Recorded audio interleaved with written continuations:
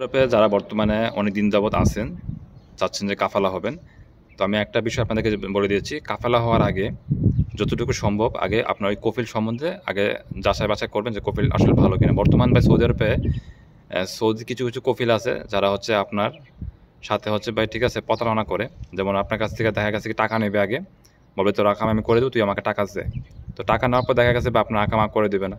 এখন ভাই সে হচ্ছে সৌদি নাগরিক, আপনি হচ্ছে ভাই এই দেশে ভাই অতিথি, আজনবী। তো এখন ভাই তার কিন্তু ভাই গুরুত্বটা কিন্তু বেশি। এখন আপনি যদি কোনো একটা ইয়া করেন তাহলে ঠিক আছে, সে আপনি কিছু করতে পারবেন না।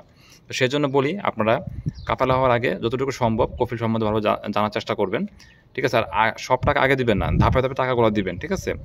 তা সরকারি যে ফিসগুলো সেগুলো কিন্তু আপনি নিজে কিন্তু পেমেন্ট করতে পারেন আপনার কি বলে ব্যাংক কার্ডের মাধ্যমে বা আপনার এটিএম বুথ মেশিনে পেমেন্ট করতে পারেন। যেমন হচ্ছে জাওয়াজাত ফি, তারপরে হচ্ছে আপনার কি বলে যে যদি জরিমানা থাকে জরিমানার ফিস, তারপরে হচ্ছে আপনার যে মক্তব আমেল, এগুলো কিন্তু আপনি নিজে কিন্তু ফিস কিন্তু পে করতে পারেন। ঠিক আছে? জাস্ট শুধু আপনি কফিলের ফায়দাটা মাসে, মাসে দিয়ে দিবেন। এতটুকুই আরকি।